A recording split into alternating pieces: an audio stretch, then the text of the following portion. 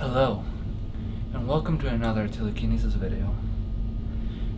As you can see, today we're going to learn how to levitate an object.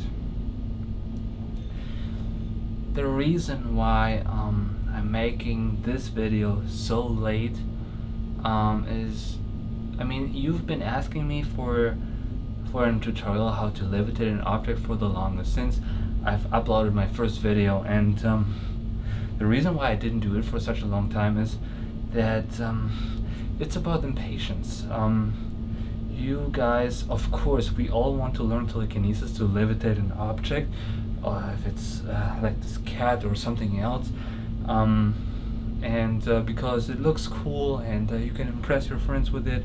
But this is a very hard task. It's one of the hardest telekinesis there is, to be honest. And the reason why I pushed it back so far is that you have to learn all the basics first before you can levitate an object like this. You have to learn the basic telekinesis, how to roll back and forth an object, the way I did it with this cat too, and then you have to learn how to do hydrokinesis. You have to learn how to do pyrokinesis, and like how to fly, at least some basics, and only then you can start learning how to do this, how to levitate an object. It's very important. You've seen you saw how I rocked my cat back and forth first, and the way I did that was with push telekinesis and pull telekinesis. I pushed, pulled back and forth, faster and faster and faster, and eventually you do push telekinesis and pull telekinesis in the same time, and that is when the object actually balances out and starts levitating. This is truly the secret behind it.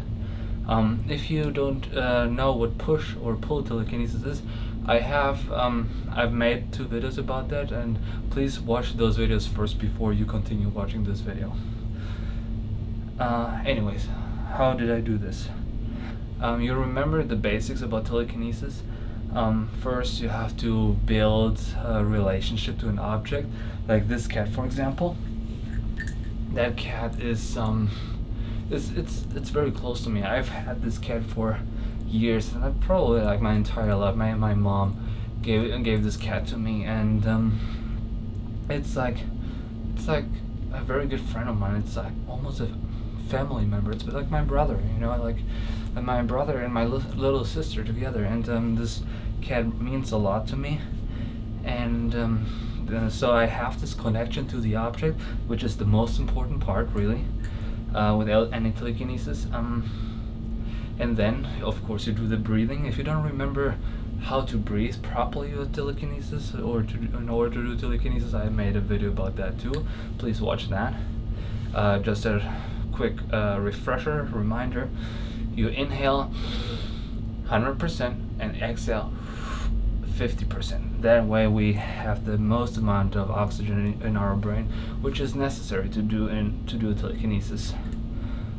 So we do this. We focus on the love to the object and the hatred to the object in the same time, or not in the same time. Like, you push with hate, you pull with love. Push, pull, push, pull, push, pull, faster and faster and faster, and eventually, as you could see, the object starts moving, starts flying, because you just push and pull in the same time, and it's like a magnet. You have like one positive, one negative pull, and then eventually it starts going up. And that's pretty much it. I know this sounds very complicated, and it is very complicated. I'm sure I have to do more videos on this matter, but this is just a little insight of how you can practice that. But really, you can start with push telekinesis, pull telekinesis with a pen or whatever object is around you, whatever you're connected to. This is the most important part: connection to the object, and eventually you can make an object fly. I hope that was helpful. I hope that wasn't too complicated. If you have any questions, please let me know in the comments below.